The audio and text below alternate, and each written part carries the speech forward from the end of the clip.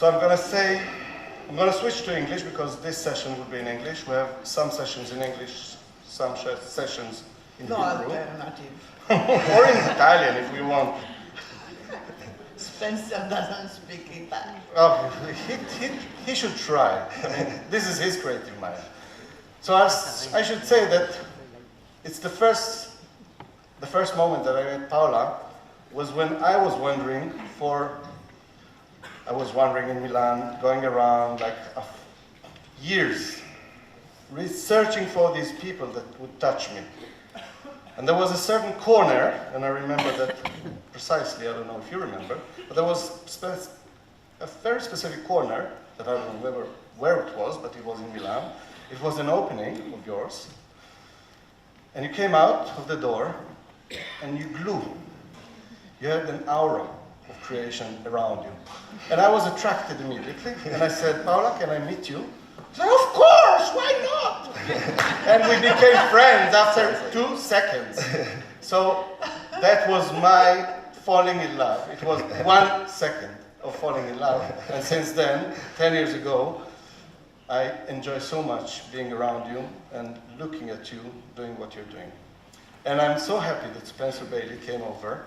Because Spencer, I don't know if you know, but Spencer is the chief editor of Surface magazine, one of the most important magazines, I would say, around the world now, dealing about design.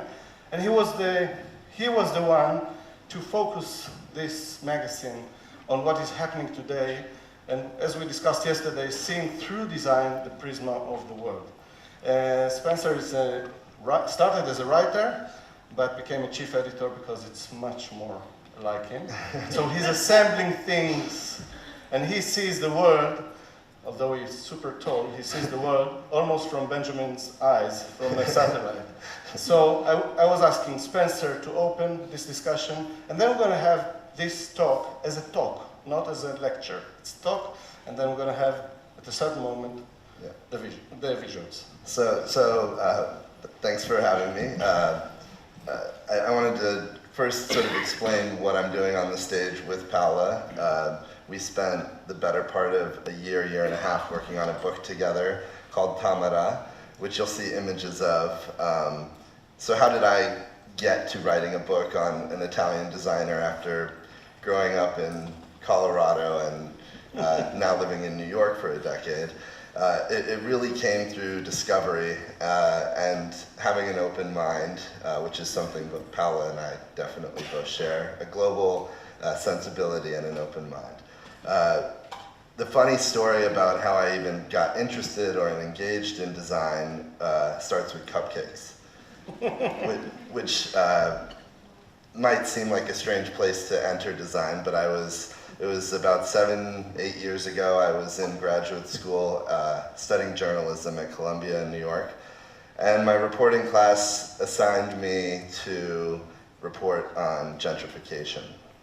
So I had to go to neighborhoods in East Brooklyn, Harlem, the Bronx, Queens, reporting on neighborhoods that were shifting due to artists moving in, new economies. And one of those new economies happened to be cupcake shops. So I never imagined that I would discover design this way, and only in retrospect, after having worked at Surface now for 7 years, did I really think and discover that this is how I came into this world. And I'm sure many of you in the room are in design, some of you might be on the periphery of it, but I think it's this sort of open-minded exploration of how you kind of come into it in an unexpected way that sometimes has the most profound result. So fast forward, that story that I wrote, which I have to explain, I guess. Cupcakes at the time were a very hot, popular thing in New York. Now they are basically don't exist. This is the fall. Everybody's making cupcakes. This was the fall of 2009. There was one shop called Crumbs that was effectively the Starbucks equivalent of cupcakes, and it was growing very fast. They were opening about 40 locations in New York when I wrote this story, in the city alone, not counting locations in Los Angeles and other cities. And basically, my thesis for the story was that these shops were actually contributing to gentrification and urban development in New York. And I interviewed some people, got some smart professors at universities to back me up, and turned it into a story that then the New York Daily News went on to publish on the front page of the Metro section. So you were, how old were you then? 24. 24. Yeah. And that story, as Robert was a day ago, was a sort of an iconic story, no? Yeah, I mean, well, it became for me an interesting moment because I had never been published in a major New York paper. I'd studied poetry, fiction, and English literature in school, so I was going to Columbia to get a journalism education, and through that process, stumbled upon design. So that actual story, I emailed to every contact I'd ever met. One of them happened to be an editor at Vanity Fair. He invited me to come intern for him, and that then led to multiple jobs, including the one I'm in today at Surface. So it was sort of an unexpected approach into design. After 2 years at Surface, we had a management change. A new owner came on. There was a shift in who was running the magazine financially and then ultimately editorially. When I was 27, they threw me in the hot seat and said, "We think you can do this, figure it out, go." And it was to question many things. What's the point of a magazine? Why? At that time, print was still Print was still doing relatively well. It was on the middle of the recession, middle/tail end of the global recession. So we were figuring out what's the point of a magazine anyway? Why cover design? What can we do that's different? And through some of that trial and error and struggle, one of the things I realized was that every design magazine in the world practically was covering the design world, but they weren't actually covering the world. They were covering the fairs in Milan, the fairs in Paris. They weren't. It was the industry talking to the industry. I wanted to create a magazine that would talk to the industry and engage them, but could also talk to, people here in Tel Aviv, politicians, my dad in Denver, whoever. And that it could become relatable, that everyone could realize, similar to how you're saying everyone has a creative mind, well, everyone also can understand design, and they can engage in it. It's not some unapproachable thing. So that eventually evolved, and during that period, about after 1 year of running it, I was reading about this designer, Paola Navone, who I hadn't heard of before, but had started to gain an interest and understanding of after seeing several of her projects. And the reason I heard about her was she was actually doing what I think is ultimately an incredible design education project. She might see it differently. I view this But I agree with you. She's educating the world. Yeah, and this was educating the world through retail. It was a very distinctive collaboration between a mass retailer, Crate and Barrel in the United States, and Paola. And it was the first time, or at least definitely the first time on this scale that retailer had worked with a designer, specifically a European designer. Crate and Barrel, yes? Yeah, specifically a European designer, and branded an entire line with her. Her name was all over the shops, and it was a three-part collection, the first part of which was launching basically, what was this, fall 2013, I think. Yeah, it was the fall of 2013, and there was this press event that I was invited to, this big press event in New York, and this will connect in the conversation. You'll see how this ties Now in. everything starts to connect. Yeah, so soon I will start asking Paola the questions and stop talking. Paola did the unusual thing of, normally when you have a big product launch, there's the press event, and the press come with the hopes that they'll then write about the product.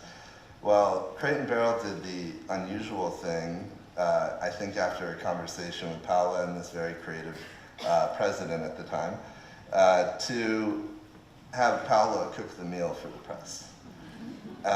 And this wasn't just 15 people showing up in a room. There were about 50 of us.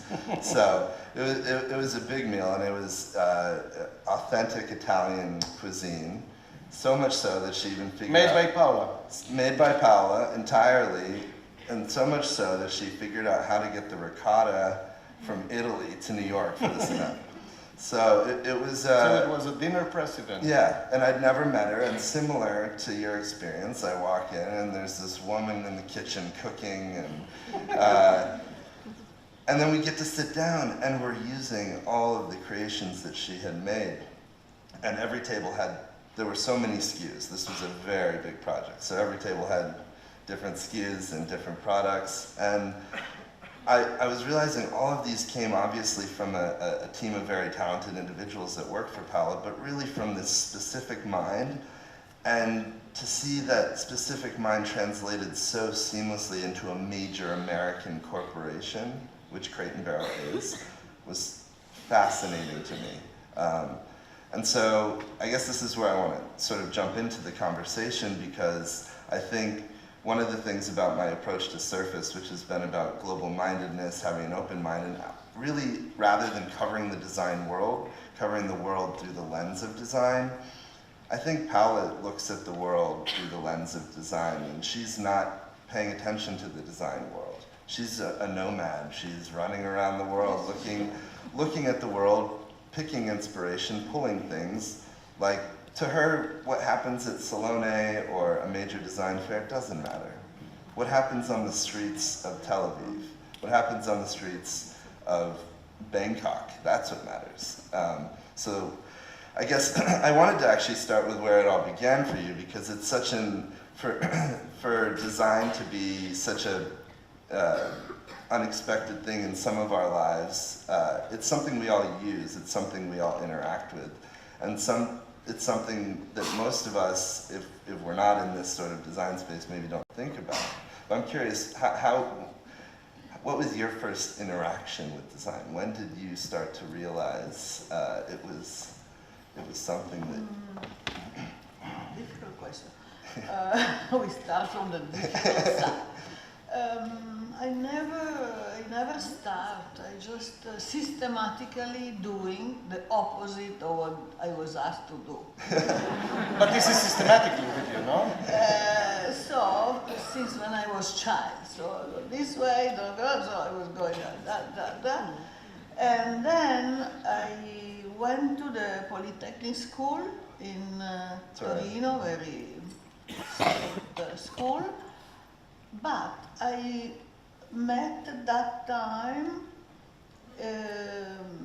Molino, who was a kind of magician talking about magic, and I had the chance to see one of the few last lecture of this man. He was doing drawing in the board with two hands, perspective into it, like a director, and then very, very, very strong personality, he was very creative. Then I met Castiglioni. That was the second meeting. That's it. All the rest was very boring. So I started to go around the world again, and I discovered in Florence all those architects by education, but they were doing things more similar to art than, they were not doing building, and there was no building to do at that time. You're talking about the radical... I'm talking Super about the Studio, radical people. UFO group. Yeah. So I discovered, and I started to run after these people. I was younger, and then from Florence I went to Vienna, and then I went to London, and then went to the States, and so on and so forth. And that became my by accident again. Everything is by accident. It became my thesis, and then one day Mendini called me very early in the Alessandro morning. Mendini, yes? Yes, and he asked me if I want to go to Milano to work in his magazine. So So I said, okay. I went to Milan. then, then I discovered things there, and I thought there was a way to survive. So I started to work with cartel people, and I'm there. Yeah. Well, I mean, I never decided to do this, but right. It's interesting you're describing sort of doing the opposite. So do you view design, or did you view design as a sort of rebellion? yeah, yes. For me, in the beginning was this, yes, something like this. And part of this journey was going to Africa. Could you talk about your trip to Africa? No, Africa, I went right after the school because I had a very high number. What is that? When you finish, it was very high. Good grade. Very good grade. And normally they ask you if you want to stay in the university. And I was so scared. I ran away immediately. All the way to Africa. Yeah, because I thought, I don't have any job and nothing to do. If I say yes, I'm done. In fact, some of my friends are still there. This Professor in the university, which is really something that I'm not dreaming about. So that's how I started. That must have, on some level, been obviously exciting, but there's an element of risk taking in that. Is that something you see, or is it just? No, I never really consider. Yeah, probably I take risk every day, but I'm not really something that I check on it. Yeah. And when you came back from Africa, and when Mendini called you. Yes, when I was around, Mendini called me, and then I went to Milano to see this gentleman, and he was covering in the magazine all this radical architecture. That's it. But you were not, in your... I know, and then I met the Alchemia people. Right, which then led to Memphis. The guy who organized this Alchemia, and then we have these beautiful years in which we were designing things that nobody wanted to buy. We were free, and we want to make our way. So these are things,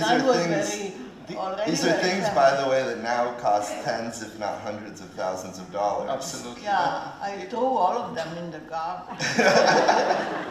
That's why I say always you have to look in the garbage. Always look in the garbage for a good design. So not for a good design, but for your chance. For your chance. And part of this moment was actually, I think it's worth explaining to those in the audience who might not know the significance of Memphis, because Memphis came at a time when design was very gray and brown and yes, black leather, postmodern, steel, shiny steel. Yeah, because this was the generation before us, and they were already very successful. But we want to find our way. So black, we put color. Straight, we put round. Symmetric, we make it asymmetric. And then we were more confident, and now everything is normal. At that time, you worked together in the studio. You were inspiring each other, or it was really drawing, making together. How was the... The Alchemia was a physical, nice Space. place in the center of Milano. Was a Alessandro Guerriero gallery studio. And we were passing by, and... So it was a playground. Yeah, and then during Salone, we also were showing our collection. Millions of people come. Nobody buys. That's a great success in design. Yes, all the magazines were publishing mad, and that's and nobody buys. Nobody buys. I think it's worth mentioning also that your first, or invoice number one, as you called it, was a laminate company. It was not a sexy furniture manufacturer. It was laminates. And I think your approach to that actually is very emblematic of your design approach. Yeah, because this company produces high pressure laminate, very technical product, very high tech things. But the CEO was a philosopher and was a very, very, very brilliant guy. So opened the door of the factory to these young, crazy people. So because one of our idea was we like surface, and the skin of the object for us were more important than the real structure. So skin was textile, was painting, was laminate. So we went to this company, and then this company was really very supportive. They always gave us all the material to produce that furniture that nobody buy, because also producing one piece of furniture is very expensive. So there was a man, very sophisticated guy, who has a factory that still exists, who does the most beautiful laminate work. So no pay, we don't pay. Then the laminate were free, and we were managing to survive. And in this moment, this company gave a kind of little job to 3 different designers, asking us to propose laminate pattern or something. I like it so much, so I make it 200 of those things. So I won this little contest, whatever. I have to say the other 2 were really done. So I was very. You came with 200, they came I with was 2. very lucky because we were 3. I did a lot of things nice from my point of view, but the other 2 were really disaster. So I got this job, and I make invoice number 2 of life, number 1, sorry, of life to this company. And then this relation started. I'm still working now, after so many years, with them. With Navone. Very, very it's 30, nice. 30 plus years now. It's Yeah, amazing. don't It's use amazing. number, come on. No, but That was not in our agreement. But at the end, these patterns became so successful for them. Right. Yeah, because in the beginning we were doing this for us, for Alchemia, for Memphis, etc. And in the meantime, I learned how to do planning for big million of meter of laminate all over the world. And for many years I'm still doing the product development plan for the whole factory, which is huge and technical work. Because, you know, I'm a little bit like a bulimic person. So I like many things, but also the opposite of these things. I like very much craft. I think it's very fantastic when you can work together with people who leave some kind of leftover of his hand in the product. But I also like the challenge of the big factory, because every mistake can be $1 million mistake. So if you hammer in the wrong way, you just throw this and you make another one. But if you make a mistake, there is a big mistake. But if you do good, it's also very, very big. Yeah, well, I think it'd be an interesting moment to now talk about your design approach a little bit, which is sort of this combination of exacting, like very specific, and easygoing. And you've managed to sort of balance that. And in doing so, you've done it with multiple SKUs, and like I think the transition from years ago doing the Sabat Laminati project, then doing Crate and Barrel, it's sort of similar. You're, oh, I like this, I don't like this, and you're sort of she often describes herself as a fish. I think that sort of, Yes. you're swimming through ideas. You're Yeah, I swim away also from my I swim and swim. But yes, But this is where the fish is coming from. Yeah. This, Swimming from the ideas. and also because I'm fish. she's a Pisces. Pisces. So my English is not very sophisticated, like Spejcer one, but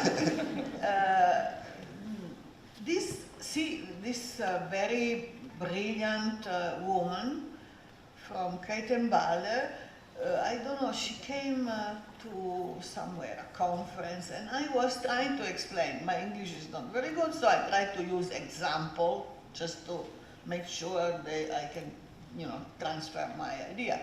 So I was talking, I don't know where, and I say, design is a little bit like making an omelette, because you take a decision to put several ingredients together and then you cook this omelette. So, but my point is I want to cook good omelette, but I also don't want to convince you to eat mushroom if you don't like porcini. I mean, I don't like porcini, I make a zucchini omelette for you. So this lady heard this story about the food. That's why somehow she got a little bit involved, and then she asked me to do this collection. The collection became very big because, I don't really know the American market, so I went to show my first project with option. It was this three family of option, and she said, "Oh, I like everything, we do everything." That's why you saw so many SKU in that presentation. And then that's why she told me, "Okay, you can cook for the press people." So I say, "Okay, I cook." Then I realized that 50 journalists were coming, plus we were probably 10 from Kretenballe, the press people, the CEO, I don't know what. And I never cooked so much food in my life because I cook for me and my friend, I don't know. So it was really, really crazy. Yeah. Still now, after many years, last week I was in New York to a press presentation for tiles that I designed for Piazza people in Italy. And all these journalists were coming, "Oh, I still remember your dinner." So anyway, I always say, you like my design, okay. You don't like, maybe you like my food. But this is the reason that one of the reasons that this whole talk today is about design, food, is food. Yeah, I didn't intentionally start with cupcakes, but We're starting with cupcakes and then we're going all the way. Well, let's do another 5 minutes, Spejcer. I really want to know, but I don't know if you have these questions, of a specific moment that, that the fish swam away, one of the ideas, you had to leave it, and then another fish came in and changed it. If you think This all the time. I like to work, I can work a lot. I don't like to convince people or to suffer for my work. I can work, okay, but no suffering in my life. So if a client doesn't like, I don't spend my time to convince somebody that, this is good. I just throw it and then I make another one. It's much easier mentally and from the energy point of view. Also in my office, sometimes my assistant a little bit like that because we work and I say, okay, never mind. Throw everything away, garbage, and we start from square one. yeah. Well, I think it's an interesting form of sustainability in a way, of how you run your firm. And what we haven't talked about yet is Asia. Asia has played a large role in your life, in your work. After Memphis, you moved there, you were living in Hong Kong, you were traveling all over the continent, you you've now done many projects in Asia, in Singapore and Phuket. What about Asia has really stirred your imagination or pushed you to? No, I feel very comfortable. The only things I professionally did in life is going around, little bit, being a kind of nomadic element. So I feel very well at home. I feel at home in Asia. What is fascinating for me in Asia, this I don't know, because everything goes in this basket. Yeah. Many things probably. Because well, I should mention that, so the book that I worked on with Paola is called Tamada. Tamada I liked as a word because it's easy to pronounce. What is the meaning of the word, tamada? So the meaning of the word loosely translates to everyday or ordinary, meaning the kind of everyday with no ordinary. value, ordinary, simple things that you can find in your Everywhere. basket or the garbage basket or in the market, something that people don't consider with real value. I learned the word in Thailand because for 2 years I was going to Thailand to work in a hotel project, and I start to listen when I come, the project manager, the worker, they say tamada, tamada. One day I asked my French Thai friend, what is tamada? And he said, why you ask me this question? I said, because when I come, they all say tamada. He is French, little bit snobbish. He said, tamada means ordinaire. Absolutely not. So I realized that they find something really tamada, because I decided in the beginning that this hotel has to be 100% Thai made. And Thailand is very rich and it's a fantastic country. So I was going around and using sometimes very simple material, maybe the same tiles that they have in their own bathroom. I did this wonderful bathroom in the hotel, and then I went to a guy who was doing a little mirror frame with the waste of the wood, and he was gluing little cube like that and making a mirror frame. So I asked him to make a flat like a panel, and I paid this panel.